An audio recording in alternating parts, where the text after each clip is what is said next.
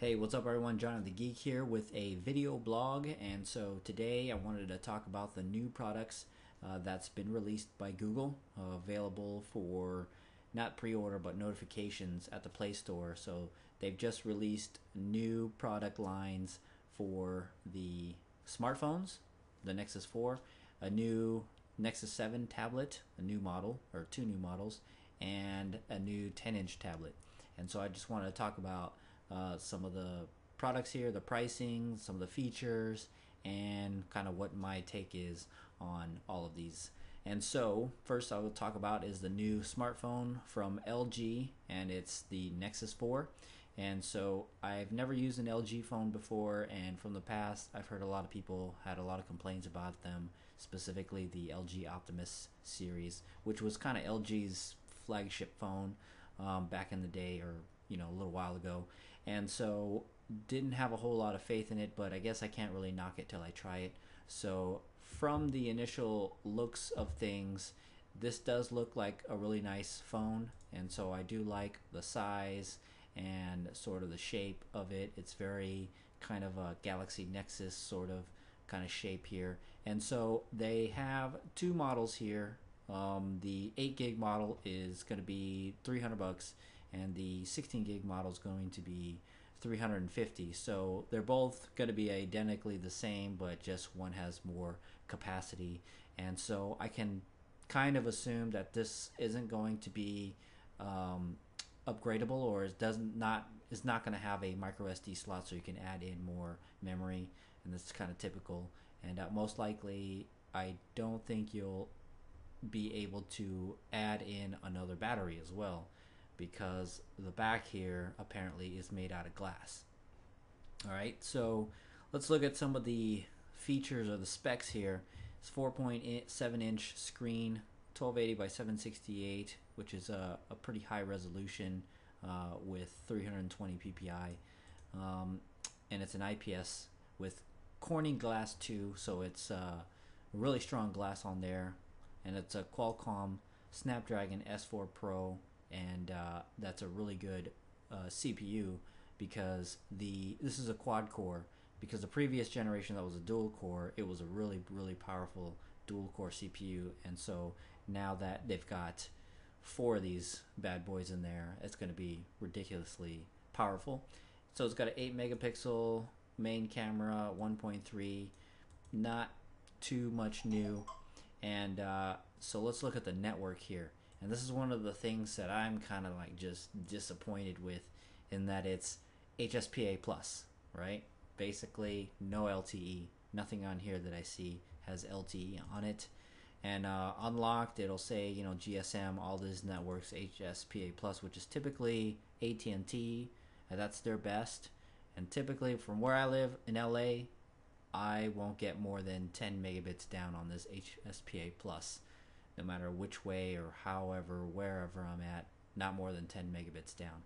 And that's like the slowest LTE speeds you can get if the phone had LTE, right? And so these are the bands that it can do, 3G here, and then HSPA plus 42. That's basically kind of T-Mobile's HSPA plus network, because T-Mobile advertises their HSPA, and it's been reported that some people have gotten really fast speeds. This is very LTE-esque like, but it's using the HSPA plus network. So T-Mobile is the only one that's ever advertised that they've had this type of speed or network using HSPA plus. AT&T, I've never read or heard about anybody getting this kinds of speed on AT&T. So that's probably why they put this HSPA plus 42, because that's a typical T-Mobile network. All right, moving on to the memory, 8 gigs of storage, which is what's selected here. And let's see, 2 gigs of RAM. It's kind of becoming the standard now. Micro USB slim port HDMI. I guess that's a new HDMI port, and it's not a mini HDMI or micro HDMI. It's slim port HDMI. I don't really know what that means exactly. Let's see if they got a picture. No pictures here. And then let's see, standard headphone jack, wireless charging. That's pretty cool. The only other new phone that I know will have wireless charging is the Nokia Lumia 920, and so this is really cool because a wireless charging pad, you can find one on Amazon for about 25 bucks. Hopefully I can get one in and show you guys how all that works. But this has wireless induction charging built into it, which is really cool. You just put the phone on a mat and it starts charging, right? And then standard wireless here, NFC, pretty standard, Bluetooth standard, 2100 milliamp. A little bit more than the typical slim phones these days. Usually they're about 17. I think the Galaxy Nexus originally was about 1780, 1800, around there. 2100, so you can kind of expect this, especially because it's the same network and doesn't have LTE. You can pretty much say it's the same battery life as the Galaxy Nexus, maybe a little bit more, about 10 to 15% more, maybe a couple hours or about an hour more of battery life than the Galaxy Nexus, than what I'm already used to.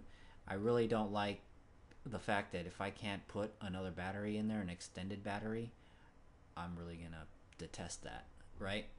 And so sensors pretty much the same. And all in all, let's look at some of the features. They're going to have the new Google Now, where it's going to do things like if it recognizes that you have something scheduled, let's say a flight, like an itinerary, it will, in Google Now, it'll give you little tiles telling you that, like, hey, that day you've got this going on because it read it in your email that you have on your phone, right? Or some type of an appointment or something. It'll just kind of tell you, hey, you got this thing going on, don't forget. So there's a lot more Google Now features that's going to come in 4.2. Let's see what else. Oh, this new feature, which is Photosphere. You can take a picture, 360-degree panoramas, so you just go everywhere in a sphere, in a ball, right? And then after you take the picture, you can then kind of pinch and zoom and navigate and just rotate the whole 360 panorama. So it takes all the pictures and it stitches them all together.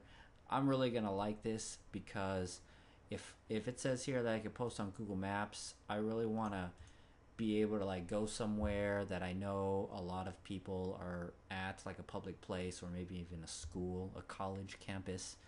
Students always get lost all the time, and to be able to like do my own street view, oh, that'll be amazing. That's what I really want to do, and be able to post it on Google Maps so that people could just, be able to find their way inside of a building. So you have your own street view inside of a building, which would be awesome, right?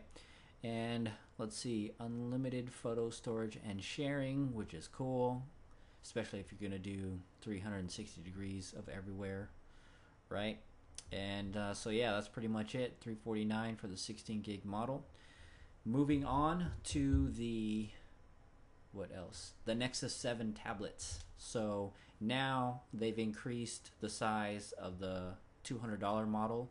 Originally, the $200 model, when it first came out, was 8 gigs. And so now it's bumped up to 16 gigs for the $200 model, right? And then they have the 32 gig, which is $250. And the one that I want to get, $300 for Wi-Fi and mobile data. And again, it's going to be HSPA plus, no LTE. I don't know why they're doing this. Probably going to figure it out later on, and I'll let you guys know. But 32 gigs, Wi-Fi HSPA plus. Now, I was considering getting the iPad mini because I want a 7-inch tablet that has the LTE. And so I'm stuck now into just not sure what I want to get. If I really want to get, because I do want the Nexus 7. I do like the Nexus 7. I do want mobile data for it because I want to add it to my plan, be able to go anywhere and have internet on it. But LTE, I really like LTE and the LTE speeds, being able to record things, upload things, and stuff like that. So I'm really torn right now. But the iPad mini, the Wi-Fi model, thing's going to be $460, right? Do I want to spend $460 for that iPad mini? just because it has LTE versus $300 for this version here. That's 32 gigs. Keep in mind that iPad mini, that's $460. That thing's 16 gigs only.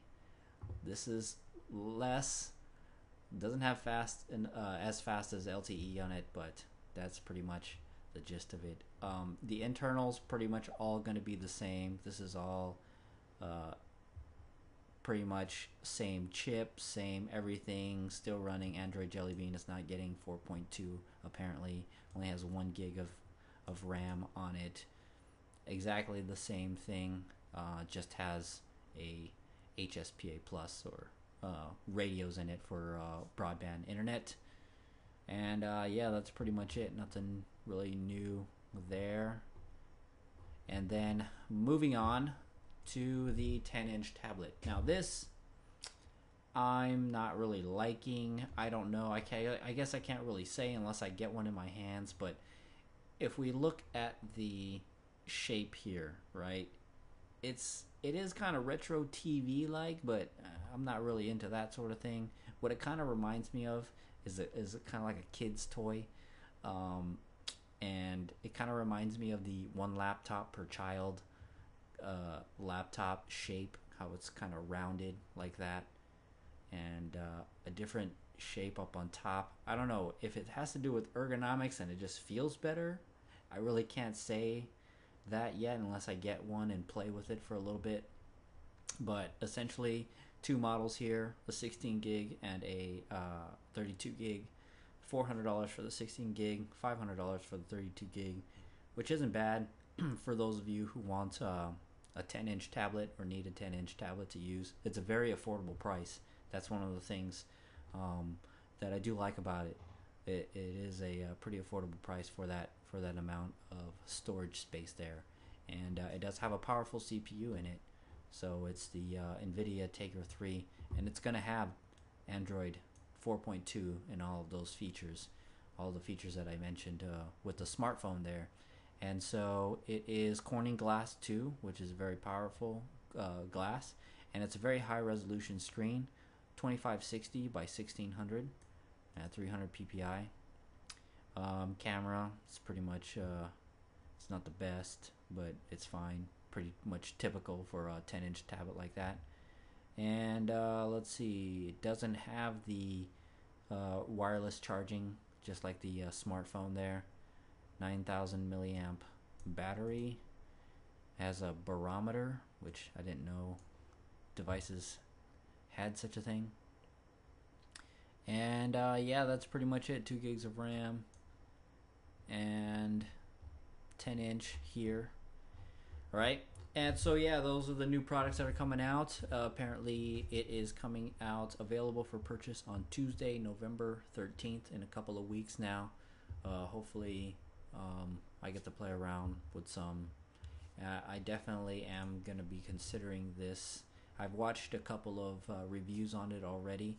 This glass back here, even though it is glass, the edge of the bezel of the phone comes out a little bit, so when you set it down, you're not really setting it down directly on the glass.